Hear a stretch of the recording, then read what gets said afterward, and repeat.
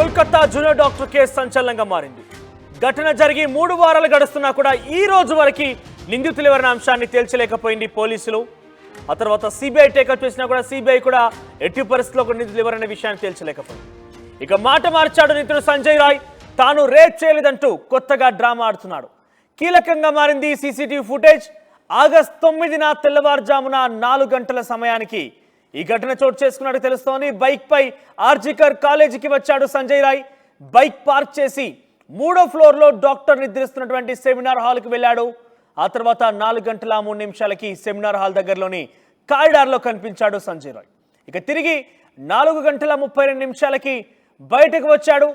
29 నిమిషాల్లో డాక్టర్ పై పలుమార్లు అత్యాచారం, హత్య చేసి ఉంటాడంటూ కూడా అనుమానం వ్యక్తమవుతోంది. డాక్టర్ గొంతు నొక్కి చంపేసి సంజయ్ రాయ్ పరారైపోయాడు. దీంతో సంజయ్కి ప్రిన్సిపల్తో జూనియర్ డాక్టర్లతో మద్దతు కూడా ఉన్నట్టు తెలుస్తోంది. సంజయ్కి ఎవరు సహకరించారనే కోణంలో సిబిఐ దర్యాప్తు ముమ్మరం చేసింది.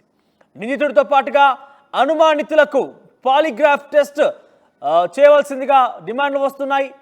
దాంతో పాటుగా చేసే అవకాశం కూడా కనబడుతోంది. ఇప్పటికే సంజయ్ రాయ్ పై పాలిగ్రాఫ్ టెస్ట్కి సంబంధించి ఘటన కూడా చోటు చేసుకున్నట్టు తెలుస్తోంది. మరోవైపు అటు సందీప్ ఘోష్, మాజీ ప్రిన్సిపాల్ సందీప్ ఘోష్ కూడా పాలిగ్రాఫ్ టెస్ట్ అంటే లై డిటెక్టర్ టెస్ట్ చేసే అవకాశం కనబడుతోంది. ఆయనతో పాటుగా మరొక 5గురు కూడా అంటే సుమారుగా మరొక 5గురు కూడా టెస్ట్ జరిగే అవకాశం కనబడుతోంది. దీంతో వారి నుంచి ఎటువంటి ఆసక్తికర విషయాలు వెల్లడి కాబోతున్నాయని మాత్రం అందరూ కూడా ఎదురు చూస్తున్నారు. ఎస్, మీరు చూస్తే కనుక సంజయ్ రాయ్కి సంబంధించిన గ్రాఫిక్స్ మీకు కనబడుతున్నాయి. ఆ 29 నిమిషాలు ఏం జరిగింది? 4 గంటల 3 నిమిషాలకి సెమినార్ హాల్లోకి వెళ్ళాడు సంజయ్ రాయ్. ఆ తర్వాత 4 గంటల 32 నిమిషాలకి సెమినార్ హాల్ నుంచి బయటికి వచ్చాడు సంజయ్ రాయ్. 29 నిమిషాలు ఏం జరిగింది మీకు కొన్ని గ్రాఫిక్స్ రూపంలో తెలియజేసే ప్రయత్నం చేస్తా. సో 29 నిమిషాల్లో సెమినార్ హాల్లోనే ఉన్నాడు సంజయ్ రాయ్. ఆ 29 నిమిషాల్లోనే ఈ ఘటన చోటు చేసుకుంది. అరగంట పాటు అభయకు నరకం చూపించాడు. విచక్షణ రహితంగా దాడి చేయడంతో పాటుగా తనపై చాలా క్రూరంగా వ్యవహరించాడు సంజయ్ రాయ్. మెడపైన భాగాన్ని చాలా బలంగా భూమికి నేలకి కొట్టడంతో చాలా బలమైనటువంటి గాయమైంది. తీవ్ర రక్తస్రావమైంది. ఆ తర్వాత రక్తపు మడుగుల్లో అభయ కనిపించింది. సో ఈ జూనియర్ డాక్టర్కి సంబంధించిన ఘటనలో ఉదయం 4 గంటల 33 నిమిషాలకి ఆయన సెమినార్ హాల్లోకి వెళ్ళడం, ఆ తర్వాత 4 గంటల 32 నిమిషాలకి బయటికి రావడం. ఇంతవరకు మాత్రమే సీసీటీవీ ఫుటేజ్లో ఉంది. అయితే లోపలికి వెళ్ళి బయటకు వస్తున్న నేపథ్యం యొక్క సంబంధించి గ్రాఫికల్ రిప్రజెంటేషన్ కూడా చూస్తే కనుక మెడలో హెడ్ ఫోన్స్ ఉన్నాయి, చేతిలో హెల్మెట్ కూడా ఉంది. సంజయ్ రాయ్ నిందితుడుగా మనం చూస్తున్నాం ఆర్టీవీ స్క్రీన్ పైన. ఉదయం 4 గంటల 3 నిమిషాలకైనా ఎంట్రీ సంబంధించిన విజువల్స్ ఉన్నాయి. ఒకసారి ఎగ్జిట్ కనుక ఉందా పీసీఆర్ ఉంటే ఎగ్జిట్కి సంబంధించిన విజువల్స్ కూడా మీరు ప్లే చేసే ప్రయత్నం చేయండి. సో 4 గంటల 3 నిమిషాలకైనా లోపలికి వెళ్తున్న సమయంలో ఇవన్నీ కూడా విజువల్స్ రికార్డ్ అయ్యే సీసీ కెమెరాలో. సో 4 గంటల 32 నిమిషాలకైనా బయటకు వస్తున్నప్పుడు మాత్రం మెడలో హెడ్సెట్ లేదు, చేతిలో కేవలం హెల్మెట్ మాత్రమే ఉంది. 4 గంటల 32 నిమిషాలకు బయటకు వచ్చాడు. దీంతో ఆ హెడ్ ఫోన్ వచ్చేసి నిందితుడు తీసుకుబాడినటువంటి హెడ్ ఫోన్ వచ్చేసి అక్కడ అభయ డెడ్ బాడీ ఉన్నటువంటి చోటున ఆ హెడ్ ఫోన్ దొరికింది. ఆ హెడ్ ఫోన్ ఆధారితంగా పోలీసులు ఆయన్ని ఛేదించారు. CCTV footage, head phone.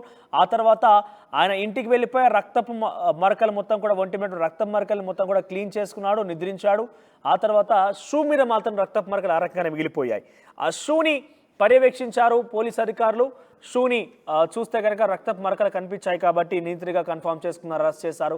అయితే మొదట్లో సంజయ్ రాయ్ ఏకంగా నేనే హత్య చేశాను, నేనే అత్యాచారం చేశాను, చంపేస్తారా చంపేసుకోండి, ఉరిశిక్ష విధిస్తారా ఉరిశిక్ష వేసుకోండి, ఏం చేస్తారో చేసుకోండి అన్నట్టుగా అసమర్థంగా అహంకారపూరితంగా మాట్లాడడం ఆ ధోరణి చూసాం మనం. కానీ తాజాగా సంజయ్ రాయ్కి సంబంధించిన ఏదైతే పాలిగ్రాఫ్ టెస్ట్ జరిగిందో అంటే ఆయనకి లై డిటెక్టర్ టెస్ట్ చేశారో దాంట్లో చూస్తే కనుక ఆయనను ఎవరో ప్రేరేపించారు, ఆయన ప్రేరేపితం కారణంగానే ముందుకు వెళ్ళాడు, ఎవరో ఎంకరేజ్ చేశారు, బ్యాక్లో ఇంకా చాలామంది ఆయన వెనుక ఉన్నారు అనే రకంగా ఈ పాలిగ్రాఫ్ టెస్ట్లో బయటపడిందట.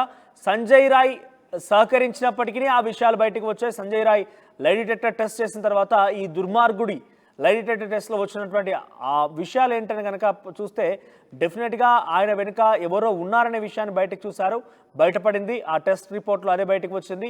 ఎవరో తను ప్రేరేపించి తనని ఎంకరేజ్ చేయడం కారణంగానే వెళ్ళారంటూ కూడా చెప్తున్నారు. తనకి ఇతరుల మద్దతు కూడా ఉన్నట్టుగా ఆ టెస్ట్లో బయటకు వచ్చినట్టు తెలుస్తోంది.